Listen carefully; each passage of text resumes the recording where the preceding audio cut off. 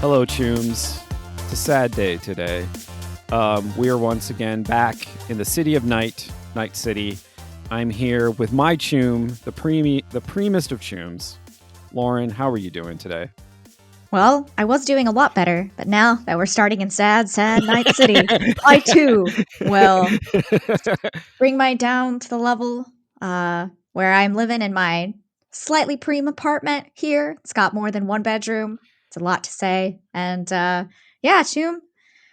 But it's okay. But it's okay that we're all depressed because we're so fucking cool and we're so hot that it doesn't matter that our lives are a complete wreck because we're the sexiest people alive On the planet. Yep. in our beautiful Night City. Oh, yes. Now that you have been tricked, thank you so much for attending our Furidashi podcast.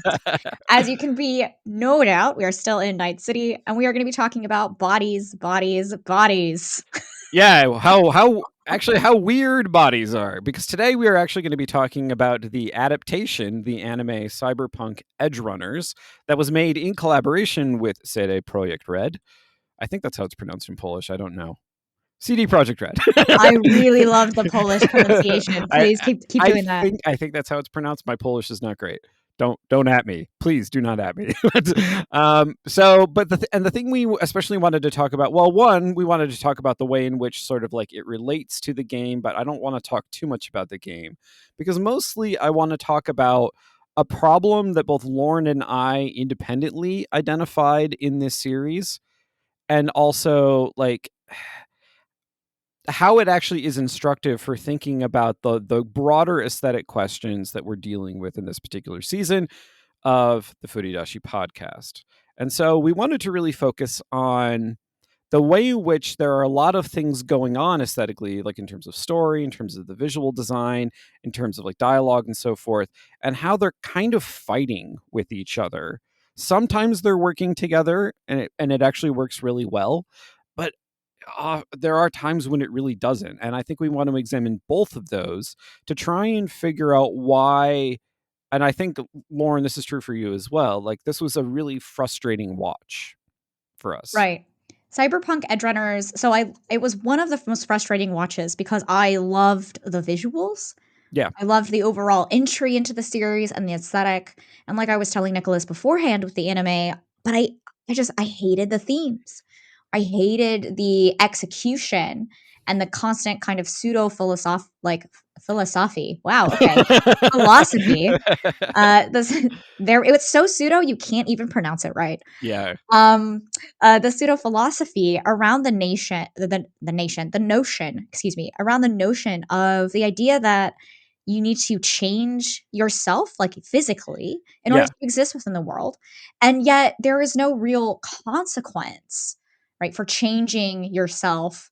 Even though the entire series and every single episode between David and Lucy's relationship is about trying to navigate those consequences and talking about a philosophy of it. And it was just really painful to watch through that, but not in I'm painful because there's empathy, just painful. Just painful because like it's in not a cringe, in something analogous to a cringy way where you're like, and it honestly could just be us, right? And I am gonna just say that here blatantly to you guys, because if you loved Edgerunners and you thought the themes were great and it really did it for you, and I'm super grateful, right? It is a fantastically well done anime. Okay, like visuals to execution to probably even some of the direction. Like you can see that we're talking about the themes because we obviously got the themes. Yeah. So that is actually really hard to do in a lot of like anime or any media in general. But at the end of the day, Nicholas and I are kind of never able to take off our academic and critical glasses. No.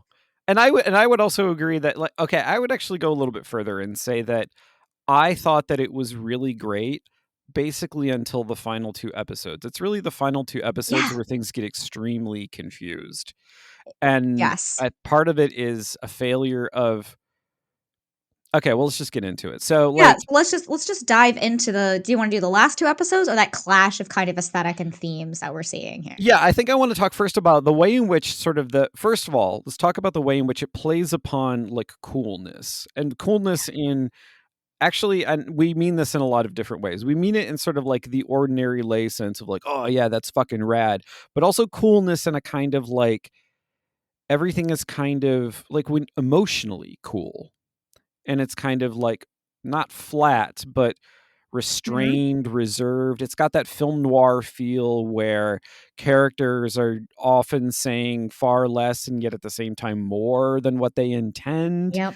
It's Eh, very aloof, right? It's yeah, cool in that it's, like, calm, cool, collected, acerbic, right? It yeah, has a reservation about the dialogue. It's trying to be reserved in a strange sense, right? As yeah, in people are withholding information.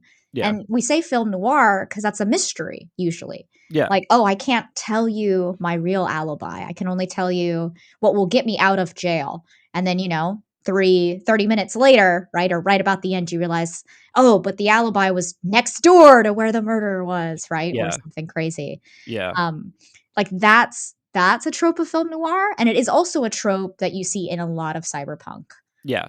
Well, it's Uh, also so for the French film theorists that like actually coined the term in the first place when looking at a particular subset of American films, because it was really critics that gave this designation. This was not something that emerged out of the genre of like crime storytelling that was coming out of Hollywood in, the 30s and 40s. And what they were really focused on was, interestingly enough, the interplay between the visual aesthetic and the thematic elements of these films. What they were really interested in was this notion of contrast. It's called film noir. It's called black film precisely because of the way in which like it eschewed the classic Hollywood ideal of like everything being perfectly lit, everything being like perfectly visible, and instead going for this aesthetic where some things are very, very dark and very, very hard to see, understand, however you want to think about that conceptually, and some things are very brightly lit. And it's that contrast between those two things that really makes for the aesthetic. And so the contrast that we're trying to look at here is between this sort of like cool factor in all these ways that we mean it, but at the same time, it's a so something that is very like visually and aesthetically thrilling in contrast with something that is actually quite depressing and sad mhm. and well, tries to be tragic but can't commit to being tragic. And I think it's the source of my frustration, and I think that's why the ending doesn't quite work. Yes. No, and I want to really hone in on the tragic romanticism of that because it's something that Nicholas has called out here that both Cyberpunk the game and like the anime itself can't escape. But Yeah. I actually think it's the genre of Cyberpunk lends to a sort of I think escapism Yeah. because I love Cyberpunk and going into that world so many times over because in that world when I imagine the worst bit of true reality that could happen, Yeah. right?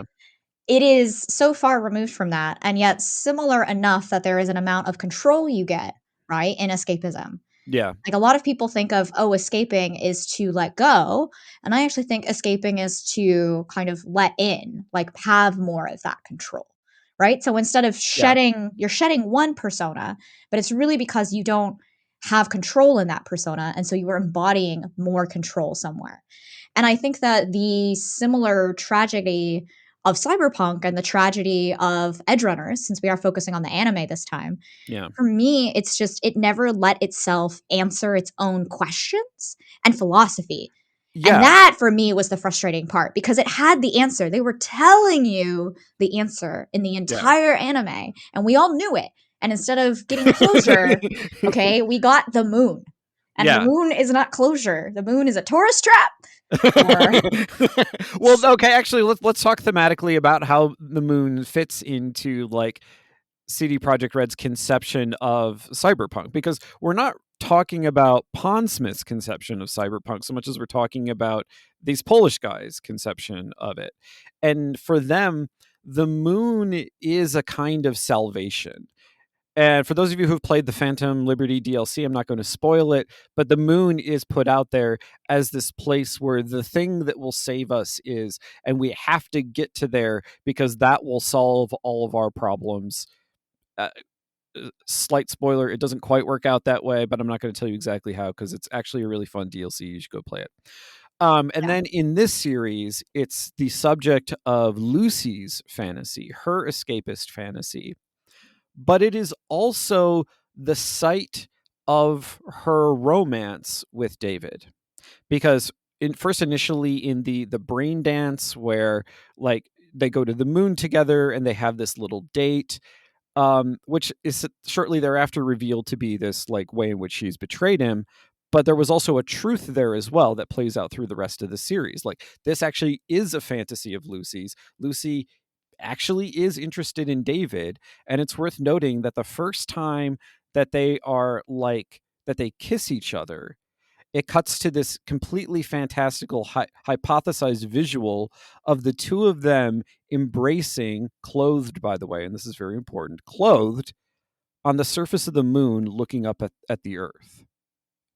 And so it is this symbol of possibility of escape, as Lauren said. And I think the escape part is really important. And if you want our overly voluminous thoughts on this matter, you can go over to gamedesigndiscourse.substack.com, where I put up an extensive essay in which like the problematic notion of escapism figures very prominently there. And go read your Ursula Le Guin, do all the things that are necessary. Do the reading.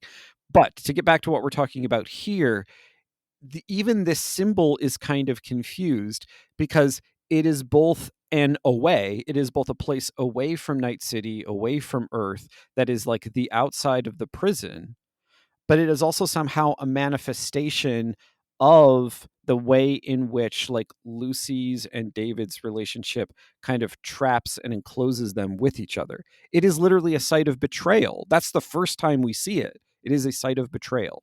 And there is a clash there, but the question that we have to ask as people who are sort of more analytically minded is like, is that clash producing an interesting irony to their relationship, or is it just kind of making you go, what? And Yeah. I think we land on what. And I think the reason why we land on what is because like, well, we understand that there is this layer of escapism. It's also like layered with that element of betrayal of like genuine feelings, Yeah. right? And I think that like obviously you can say this is a toxic relationship. So we're not Oh even yeah, like 100%. I mean Yeah. 100%. Yeah. So we're not trying to say like, "Oh, that's not our reveal here." Like let's just come out and say it's very problematic, very toxic, obviously not good for each other. And if you've watched the end of Edgerunners, I mean, yeah, it's definitely not good for David. Uh, so Yeah. So there we go. But I think that like the element of betrayal here is key because when we go to the end of the moon, right? You actually mentioned this to me, and I do think we should call it out about like the Feist song, like "My Moon, My Man." Yeah, so I did not. it's the title of the episode, yeah. Yeah, and it's the title of the episode. I did not get that reference, and so I'm gonna let Nicholas explain like his kind of reference there. But before we get into that, my kind of thought was that it ended so romantically that it contrasted too much with the toxicity of the relationship. The kind of ultimate like betrayal and the inability for like Lucy to grow as a person. Yeah. And because it ended on their like escapism, it was almost like it ended on their escapism Yeah. is my point here. Like it ended on something that wasn't to me felt like it wasn't real to begin with, which then called into their whole questioning of well then were their feelings genuine? Was Lucy's feelings ever genuine? Well, And that's why I'm saying it was confused because then they spotlighted their relationship kind of once they did develop those genuine feelings for each other. so much. Yeah, I mean, I don't think that there is anything disingenuous in their relationship. I don't think it's a bad faith relationship. I think what they don't necessarily see, and maybe this was just maybe actually the writers had this in mind, but it's an extremely subtle thing, and so it doesn't quite come across very easily, is the fact that like the betrayal isn't something that just happened in the past and they got over. They are still betraying one another. And the toxicity in their relationship results from and did I talk about the scene on the couch where the You you and I haven't talked about that. okay. Yeah. We haven't talked about that yet because Okay. I So figured we let me were gonna talk I about that in bodies. I think So at this this is a good point, we time might actually be to bring it up. moving. Okay, yeah, Yeah. so let's move on into sorry. Well, I did I skip ahead? I don't think so, but No, no, maybe no, I no. did. I think this is really these things are thematically connected, and so we're going Okay, to the so next step in the theme. so the next theme. Alright. Okay, so if we're talking about like the toxicity in their relationship, there's a really great scene that I think illustrates this. And I don't know, and as I said, I don't know if this is being communicated despite the intentions of the creators or if it's just like extremely subtle and they knew what they were doing. I really don't know. So this is the episode just after Maine. Sorry, spoilers. Maine dies horribly. Maine dies, and David is now very far along in the transformation of his body into this like mostly inorganic thing. And there's a scene where so Lucy and David are living together in a really nice apartment. And, Lucy wakes up and she comes downstairs, and David is sort of like sitting with an extremely vacant expression on one side of this couch downstairs. And Lucy sits very far away from him on like the other side of the couch.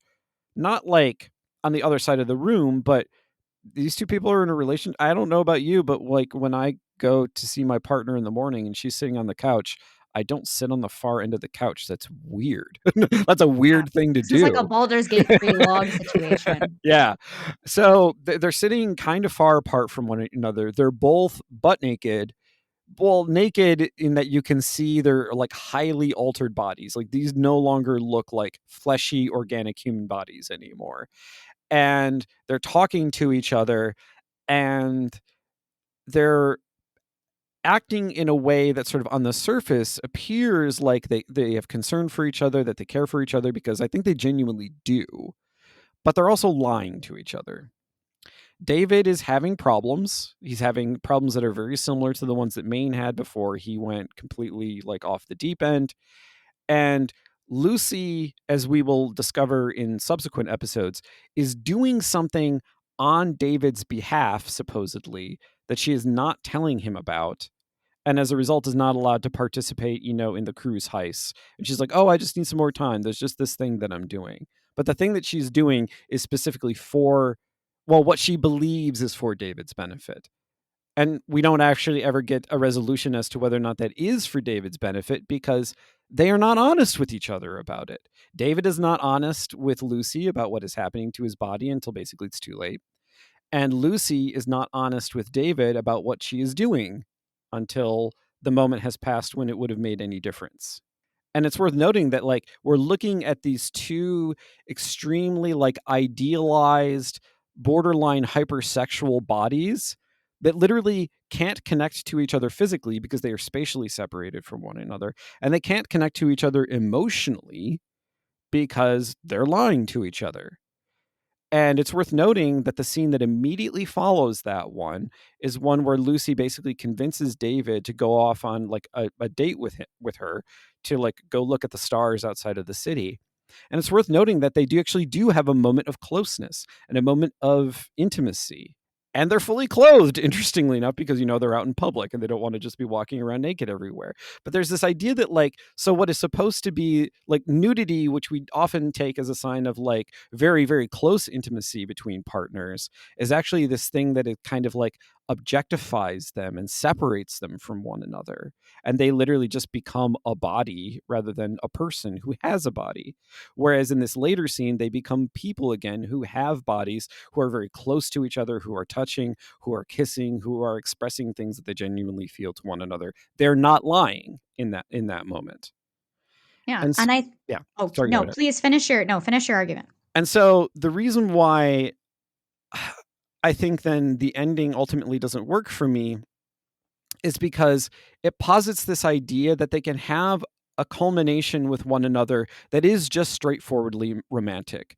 That David does a noble thing, the noble thing saves his girlfriend, and his girlfriend then gets to have her dream. But that's not what is being signaled by this contrast, this really interesting contrast between these two scenes in an earlier episode where like we see the underbelly of this relationship and it's like we see why it's good for them. But the ending basically just says, okay, you can annihilate the body and have everything that's good about the relationship, which I think is bullshit. Precisely. And that's, I think, why when we talk about the last two endings is where those themes fall out. And when we talk about that underbelly, that betrayal, for me, like when I say I love the aesthetics, everything Nicholas is describing is about the aesthetic presentation Yeah. of those themes, Yes. right? The the issue of nudity in film. Okay. And I mean issue, I don't really mean it's not a problem, it's not a concern. The The fact of way nudity in the film. fact of nudity in film Yeah. and the way it is used, right? Is when you see a naked body, you're going to have a visceral reaction from someone, right? Now, Yeah. in Cyberpunk, they are still nude, okay? Now, whether or not they look like bodies, that's like a sublayer, all right? Yeah. And the separation of the physical distance between them, and they are, right, you nude, specifically, right, is such a good visual presentation of distance because it is in a moment where usually, right, your instinct of seeing the nudity is like they're about to have sex or they had sex or they're going to get close. You're going to get intimate. And there is no intimacy. Mm-hmm. But they put on clothes, right, visually. And they're obviously because they are in public, though this is Night City, and I highly doubt seeing two Well, naked they're in public in the people. sense that they're outside, but they're also just like riding on a motorcycle in the middle of nowhere. You could still be naked when those bodies doing that, probably. You could, yeah. Right? Yeah. But that's what I'm saying is in Night City, right? Like, I don't think that's uncommon. In video games, like, if you're playing a video game, you obviously, I know you out there, you're all taking your clothes off, seeing if you can do whatever. That's fine. Though then you realize it's armor and you put it back on. But that's what it is. Actually, no, that was a really good secret thematic visual that I just said. The clothing is armor, right? Yeah. And so it's almost as if by donning something that hides who they are inside, right? Or who they are trying to become, are Yeah. they actually able to open up, right? As people, like Yeah. Nicholas said. And I think that's why, so that's one visual aesthetic, like the actual presentation, right? Film, in the filmography of that cinematic presentation really hones in that that's what they're trying to like philosophically build towards. That it's like, hey, you can't just have this beautiful relationship that's just like say straightforward surfacely romantic because look at all of this shit they've got going on, Yeah. right? And it also then contrasts slash like maybe complements is what I'm actually looking here, is that it complements the absolute visceral annihilation that you see in the visuals, right? Yes. Like the actual combat scenes, the way like bodies just deteriorate, like the body Oh, yeah. horror. I mean, it is fantastical. Yeah, It so yeah, is someone you're never just killed, you never just, like, take a bullet wound and you bleed out. Like, your entire head has to be blown off, yes. or, like, your entire body, yeah, has to be, like, annihilated in an explosion. Like when we say like main like spoiler, right? Main dies very early on in the series. Yeah. That is such like a pivotal moment for David's character for really an unjustifiable, say, reason other than since they kind of drag that theme along with David himself, Yeah. that he is now transforming his own body into Maine. Right. And I'm Yeah, bringing literally, that yeah, up like literally. literally, like he has his arms, I think is what I'm saying. Yeah, Like yeah, but that's and it's that type of aesthetic principle that then when it culminates at the end, like does just falls completely because now it's like David hasn't learned or grown or like figured anything out as the character. Like yeah. the entire time he has this philosophical argument and these philosophical like thoughts and debates and like inner struggles. It culminates in him being explained by now he's a cyber psycho or something. Like they throw the themes out the window, is what I'm saying. And Yeah, then they just go straight into aesthetic visual presentation of the body horror, of the annihilation, of the combat, right? while at the same time presenting this, like I mean, because the body that he ends up with at the very end of the series is one that is, like, even is barely recognizable as human at that point. He doesn't even really have a humanoid form anymore. Like he's got the torso and his head, but his arms, his legs, like most of his like like most of his members, the things that you actually like manipulate the world with, is essentially just like giant pieces of military technology, literally.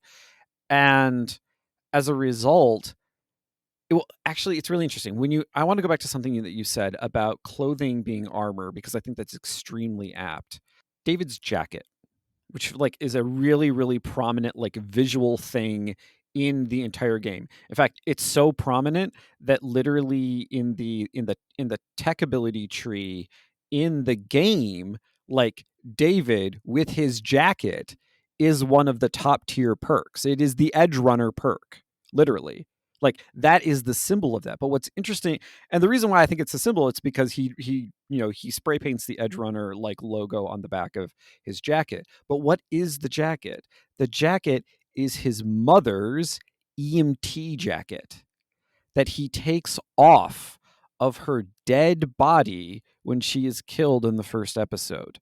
And it's interesting to me that he is able to open up and be honest with Lucy about his emotions when he has that thing from his mother.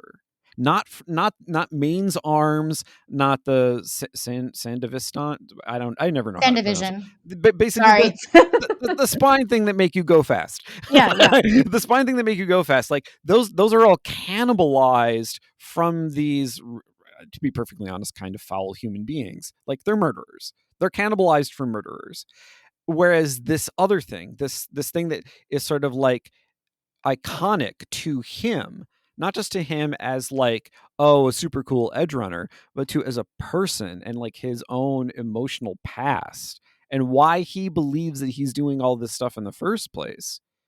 Like that is his most important piece of armor, because that is the thing that actually grounds him as a person, even as his body is becoming this thing. And it's worth noting that at the very end, once all of this like stuff has been like accumulated onto his body, it is now impossible for him to wear it.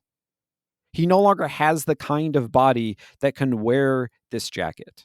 And the jacket itself becomes a kind of iconic thing, because if you do the related quest line in Cyberpunk 2077, the reward from it is David's jacket. Yeah. And so it's this thing that has been cast off. It is the thing that is like the anchor to his humanity, despite everything that's happening to him as a result of like all this cyberware he gets implanted.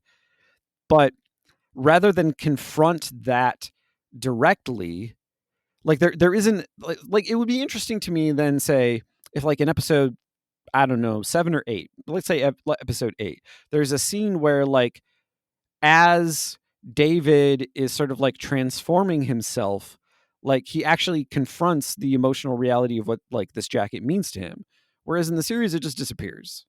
Like it's not, it is both a totem in the series, but also like as the series progresses, the writers can't seem to make use of that totemic quality of this item, and they go instead for like, isn't it fucking cool that he has like graviton beams that he can shoot out of his arms?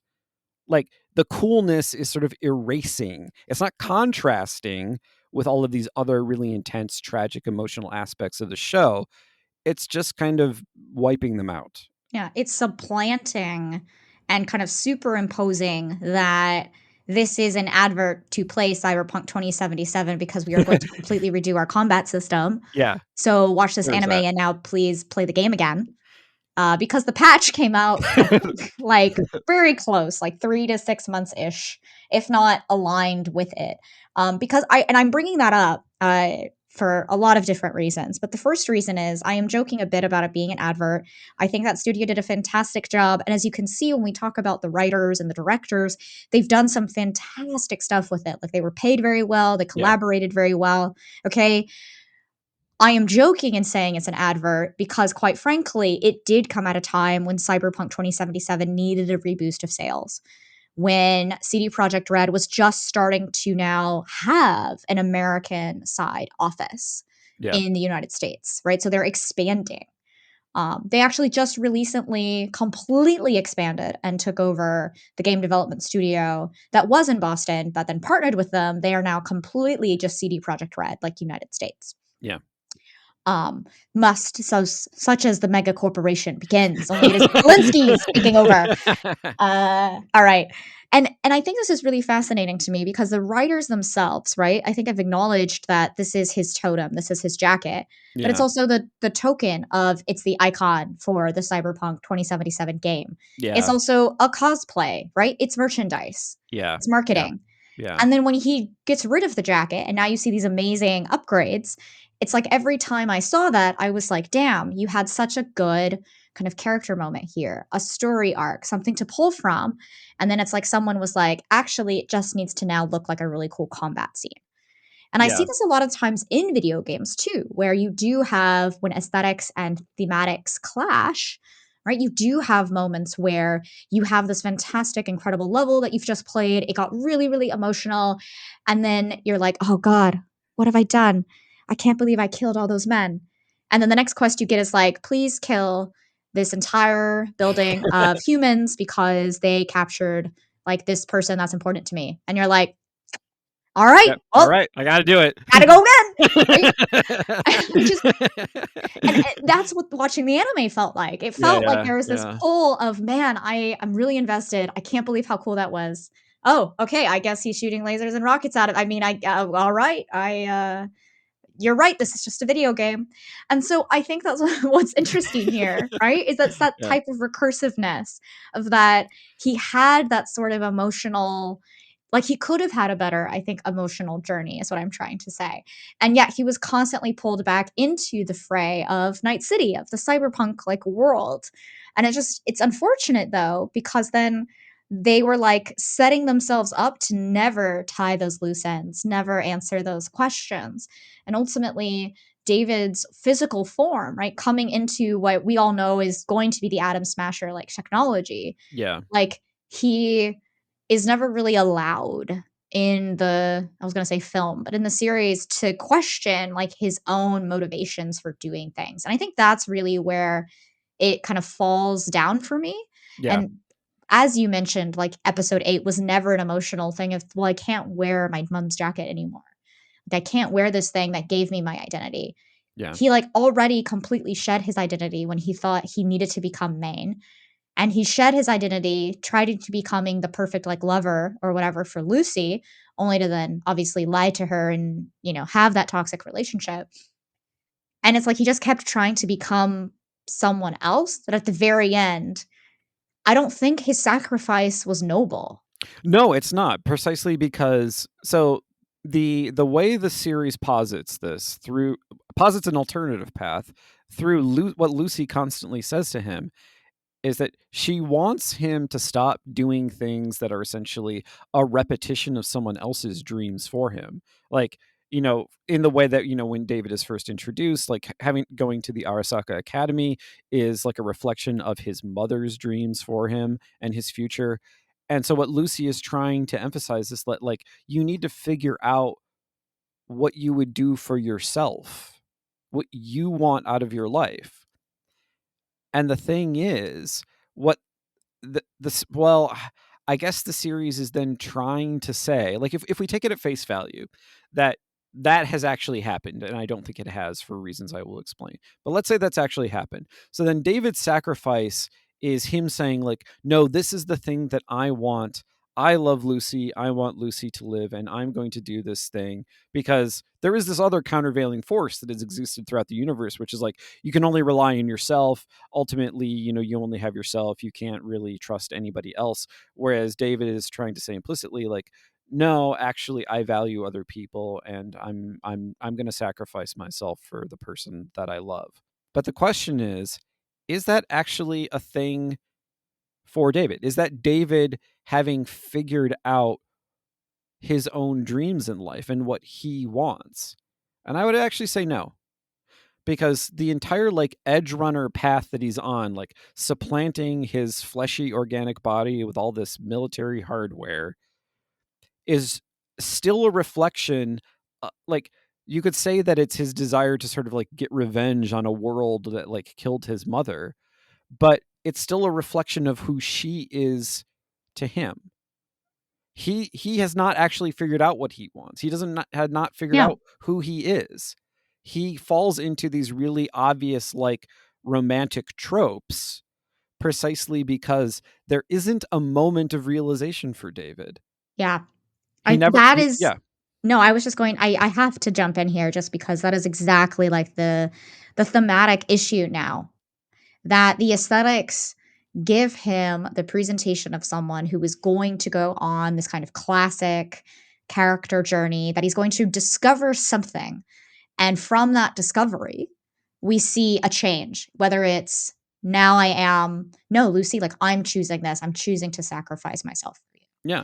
right? Or actually, no, Lucy, I don't want to be an edge runner, right? Or Yeah. I'm making a conscious choice.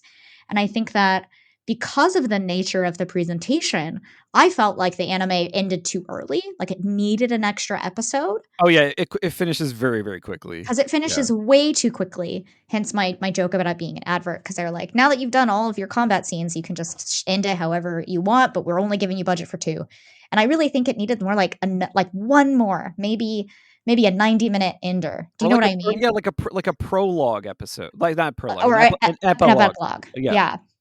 And I'm bringing this up because something that Nicholas is saying here is really, really crucial to when you think about storytelling, like character driven storytelling, is that the character themselves have to go through that kind of discovery moment, that tunnel. And you can't just hint at it.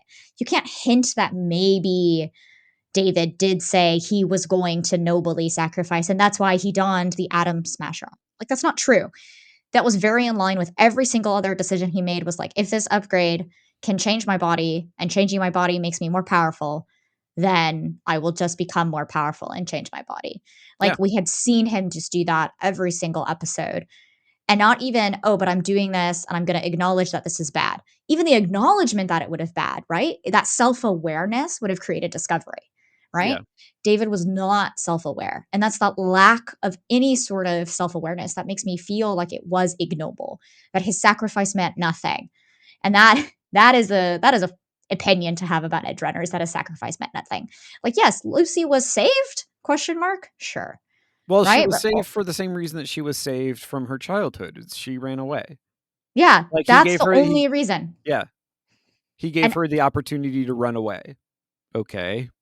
yeah, and I think for me, like Lucy, right? And this is what gets me, is that I think there is an argument here, because I know we've been focusing a lot on David, Yeah. and I know we've been focusing a lot on his relationship to Lucy. And I think the reason why is that because David has no, truthfully, personality or self awareness or discovery moment, that we have to see him through Lucy's eyes. And Yeah. because of that, I think we could make an argument to say that no, actually, the thematic presentation, that while we assumed that David was the, say, perspective of going through the story, we could once again argue that because we ended on Lucy's dream coming true on the moon, Lucy's moment is actually the discovery at the very end, where she realizes that, maybe she's a terrible person and she should stop falling in love with people that will just get her to run away, or that she's finally not running away from every problem because she's going to the place where they had their brain dance, where they had their moment and their romanticism. And now when she returns to Earth, right, it's her return to reality. She tried to escape and then she finally acquits her dream and realizes she can never escape, right, the man that she loved, because he's still with her in her heart. Like, maybe this is really Lucy's romantic journey. And even in saying this, Nicholas and I both have the look of a Yeah, we're skeptical critic. scowling right now. Like, we're both scowling. And I'm making this argument because sometimes you have to make arguments that you don't believe in, right? Yeah. And truthfully, as you know, I don't believe in it. But I do want to posit that as a potential kind of argument here, Okay. because we cannot just look at our grievances with David and his portrayal of constantly changing his body without at least acknowledging the desexualization of Lucy's, of both the aesthetics and the authorial intent that came from watching like the scenes with Lucy being naked, right? Is that Yeah. she is very, right, Ghost in the Shell. She's Oh yeah, very, 100%. Yeah. 100%. And we have to call that out because we cannot say, this is David, is becoming kind of like monstrous, right? Without kind of recognizing that we have glossed over Lucy's already, right, completely like desexualized form as Well, it's as a weird. romantic interest. It is Okay. weird because it is hypersexualized and yet desexualized. And so I just wanted to Yeah. let's go into that a little bit before we kind of wrap that all up because it is a weird.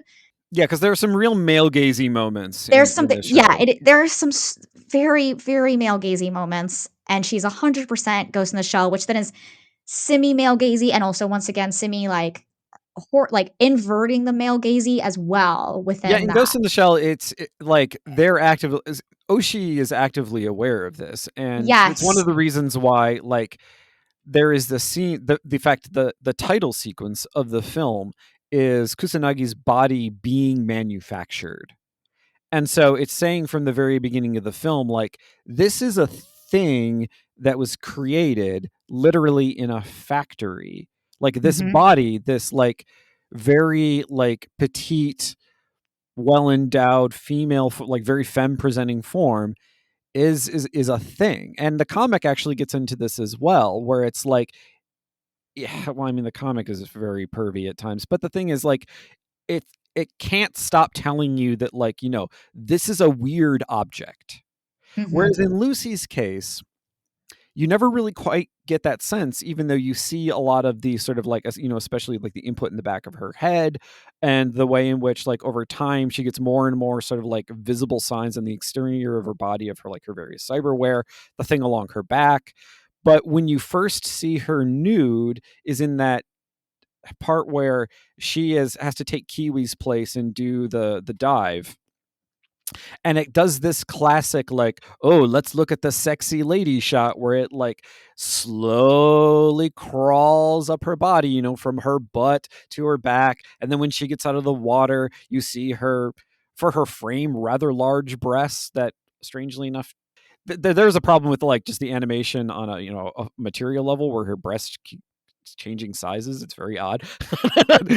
Yeah, it's very odd. And that's what we're talking about with the male Yeah. gaziness, right? Is that it's meant to be that way. Yeah, but I think, like, from it's weird because it's like it's both presenting you this image of the, like, she's so hot, but at the same time, I think Lauren is right about, like, the desexualization, because it's like, it's maybe for a certain kind of person that is sexy, but for me it wasn't. Like, it was I just I like, really I really loved the way you just laughed there. I want you to know, everybody on the air, that he did that, and I did everything I could in my power to not laugh, but I am gonna call it out.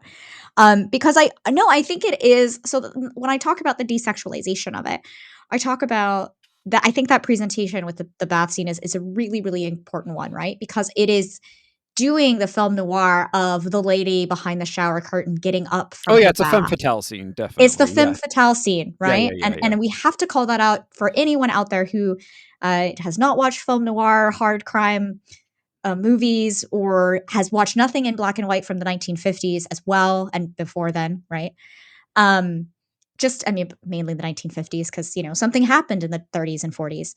I Uh, wonder what that was. I wonder what that was. Maybe a code of Um, some kind? and so if you haven't watched those scenes, it is, right? The reason why the bathtub scene with a woman and then she's stepping up and you see something or the man like then turns away is because of that. Oh, I am one, it was like the masculine sensibility of the gentleman from we can go Yeah, into that later, but yeah, also because in this scene she is not getting out of the bath because she is ready for sexy time. Like she is cleaning herself, right? She is now probably about to put on clothes, right? And I'm bringing that film fatale, film noir kind of reference back into here because then that is the feeling you're supposed to get of is I do not like want to have sex right now immediately. But yeah, what we have seen now in modern film, okay, so that was the film noir 1950s, like, oh shit, like I should feel embarrassed, now becomes more of like an eye candy. It has been evolved yeah, into yeah, the, oh, she's getting out and you should feel aroused. And are you or are you not embarrassed by that? I don't know in modern film. But in this one, it was the yeah. desexualization of it was to kind of return to that, oh, I am a little embarrassed, or oh, I can't believe that I saw that. But also the context of it is she's not taking a septic bath and is about to, like, get into her nightgown or whatever. It is a, oh no, she is just net running. Like, that is Yeah, just what we exactly. do here. This is Yeah, her job. yeah, And I think that it's that level of the work, the job, the nudity, recognizing you see her cyberware, and then yet is it a very attractive female form that you are supposed to question kind of everything about it, yeah. right? Did she also get those implants? Not just the cyberware, right? Was it cosmetic as well? Yeah, you do have to wonder, like, if your body is being, I mean, because the thing is, David's body radically transforms. Like, he becomes far more muscular. He's got those, like, giant trap muscles that guys who do far too many clean and jerks get. Sorry, I shouldn't body shame men, I'm sorry. Yeah, Uh, don't this is but actually not to body shame anyone here, just yeah, so we're but super, he super but, clear. like, It's he just he's ki he starts off as kind of a wiry teenager, and, like, you see a fundamental transformation in terms of his body shape and, like, its structure. Whereas with Lucy, even if she has evolved over time, like, you do have to wonder, like, okay, well, did she just say, "Well, okay, if I get an inorganic body, that body is also gonna have to have giant boobs," which is sort of then goes back to the Ghost in the Shell thing. It's like, okay, well, if you're manufacturing a body, why does it have to have big boobs? exactly, and I think this is where it comes down to why I think the argument earlier I made, where maybe we are supposed to be looking at this, like, while we were looking at Lucy from David's perspective, we're really supposed to recognize that it's Lucy's story, and we're looking at it through Lucy's perspective, and I think that only would hold true if there aren't so many male gazy moments of both the inherent sexualization of Lucy's body is meant to be attractive to the male gaze, Yeah. and then the desexualization of the scenes in which they are constantly showing her as naked, as if women being naked around, like, men is just the norm. And I think that's why Yeah. I think that it is desexualized in presentation to actually heighten the sexualization towards the male gaze. And so that is why I don't like my argument about how it is actually from Lucy. And hopefully you guys understand, right, that you can both have an overly sexualized character, right? Yeah. And but also present them in a desexualized way. And that aesthetic presentation of desexualization actually heightens the sexualization of them inherently. I know that is a very kind of it doesn't seem maybe intuitive the way I'm, like, saying it, because I keep using Yeah. that word over and over again. Well, let's Um, actually get let's but dive into Lucy a little bit more because she is one of the few characters who actually seems to have an inner life in this entire show. and isn't Because killed off when before we can figure out their inner life. exactly, and who actually expresses it over the course of the series. And I want to think about a scene. I can't remember exactly which episode it is, but it's in the first half. This is before Maine dies, and like Maine has essentially like told Lucy that she has to help if David's going to be part of the crew. She has to help train him in the like go out running and do like physical like training. And as they're running, David asks her at one point, he's like, you're a net runner. Isn't it kind of silly for you to be going out for a jog every night and like keeping your body like in physical shape? You just do all the, on the net stuff. And she says at one point, oh God, I wish I would have. I only sort of paraphrased what she said. She says that whether you're a net runner or an edge runner, okay, I'm going to explicitly refer to the Japanese here because I think the Japanese says something that's really cool. Um, in Japanese, edge runner is cyberpunk. That's just how they translate it for some reason. She says that in both cases, they need a futsu no karada, which you can take two ways. You can take it the way the subtitles translate it, which means like, they both have the body in common and therefore need to take care of it. But futsu is an interesting word in Japanese because it also means like ordinary. And so she could also be saying like they both like need an ordinary body. Hey there, future Nicholas here. So, as it turns out, I really grossly misremembered Lucy's line. In fact, she says something that is nearly the opposite. I'll just get into it. So what she actually says, and I wrote it down this time so as to get it right. She says, "Nettora nadatte cyberpunk yo, Futsu no karada ja iranai wa, which is actually kind of the opposite of what I was saying. So here, the important word is iranai, don't need. So what she's saying is, you don't, whether, regardless of whether you are a net runner or an edge runner, you don't need a futsu no karada, an ordinary or a common body, which does complicate the reading that I end the episode with, though not in its entirety. So I'm going to leave it as is, but preface it with this statement so that way you're not operating under the illusion that like it's 100% correct on all of the particulars. Okay, back to the episode. And given the fact that throughout the series, Lucy is the only one who tries to tell David, hey, maybe back off from all of this cyberware. Hey, maybe you don't need this. Like, maybe, in fact, you really do, as she sort of intimates in this earlier episode, that you need an ordinary body. You need the ordinary part of yourself. And when I first watched the series and I heard that line in Japanese, I was like, okay, that's foreshadowing something. And then it kind of doesn't foreshadow anything. And so it's the thing is like through Lucy is really a very interesting character, despite being, a toxic lover, et cetera, et cetera, et cetera, and kind of an asshole sometimes. She is the one character who is actually analyzing what's going on, seeing the big picture of it, and being like, hey, if you want to be a person, not just a thing, not just an edge runner, not just some like idealized version of what you think a person is supposed to be. If you want to be an actual human being, then you need to have this grounding. You need to have this ordinary thing that people have. And so when she says that, like, I'm training my body because, both net runners and edge runners have this thing in common, she's also saying, like, I'm aware of the fact that I'm also still a person.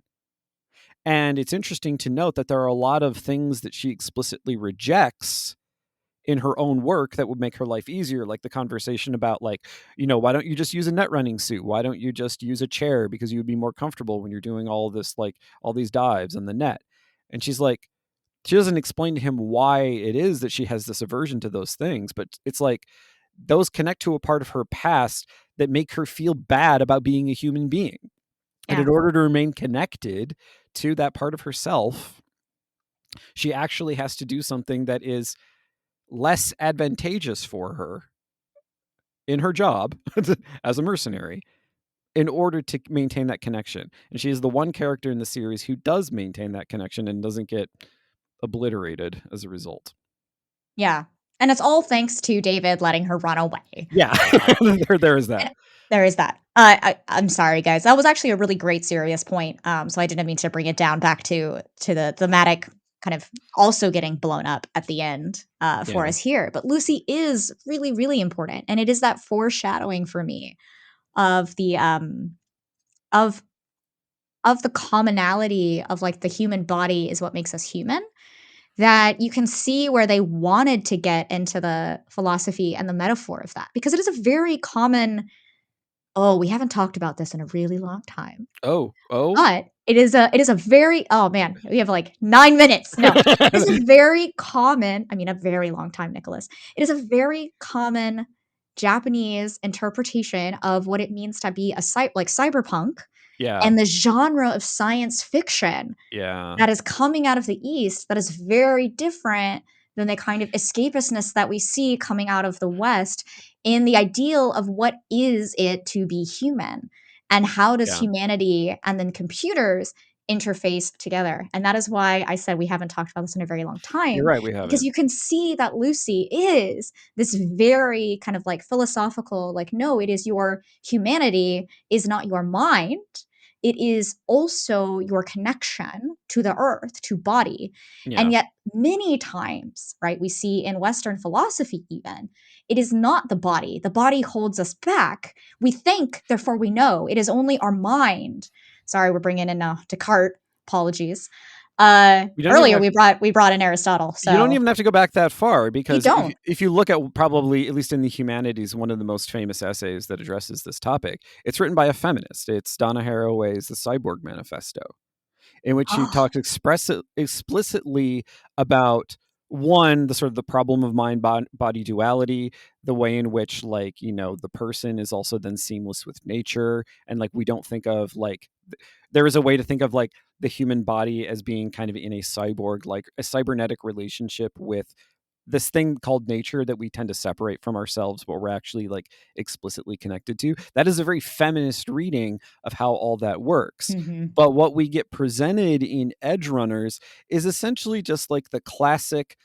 It's a very well done and more nuanced version of the macho stereotype of a particular kind of speculative fiction, but it is that. It is. And I say that it's the macho stereotype, but I say it is Western and Western philosophy because you're right. The Cyber Manifesto is great. And I did actually forget about that, which I guess does come from the West, but Wait, did I say Cyberpunk Manifesto? It's Cyborg no. You said Manifesto. I messed that up. I Okay, messed that up. yeah, Sorry. okay. I was thinking about Cyberpunk and I was like, oh, the Cyberpunk Manifesto. Nobody go write that. Unless you were going to take the feminist version of it, then yes, please do. But no, the Cyborg Manifesto, I forgot about that. But I think it's because so much of the Western's ideologies is about trying to circumvent like naturalism. There we go. That's the word. It's not Well, yeah, naturality. it's literally running our Yeah. government right now. This idea that Yeah. somehow we're going to build this like technological masterwork that will obviate the need for like a fleshy organic existence. And it's interesting to me that like from a man who is profoundly sexist and weirdly, like, I mean, just basically hates women, let's put it out there. And the fact that like I think we really need this feminist understanding, especially right now, precisely because it's like I want to go back to Ursula Le Guin. Ursula Le Guin is somebody that I mentioned. If you don't mind, Lauren, if you have anything else to say, I actually want to close out the episode with No, this. I think we should absolutely close out the episode on this. And I just wanted to the one thing that I wanted to do before Nicholas closes here is just recognize that there is a lot of different thematic and aesthetic presentations, particularly around cyberpunk as a genre. And so when we are talking about cyberpunk in this aesthetic and thematic category, we are specifically referencing Night City and the Cyberpunk 2077. But because cyberpunk and science fiction as a genre has existed forever, like it's just incredibly important to recognize that Cyberpunk itself, Night City, does not exist alone. It does Yeah. not exist outside of the cultural connotations. So, Nicholas, why don't you close us out with all of those cultural connotations and why it is so important to continually critique beautiful franchises like this? So Ursula Le Guin, extremely famous science fiction and fantasy writer, um, in many different venues, often sort of like addresses the charge of escapism directly because you know fantasy literature is often accused of being, and I mean a fantasy like writ large, so including science fiction as well. So fantasy literature is often accused of being escapist as a way to denigrate it.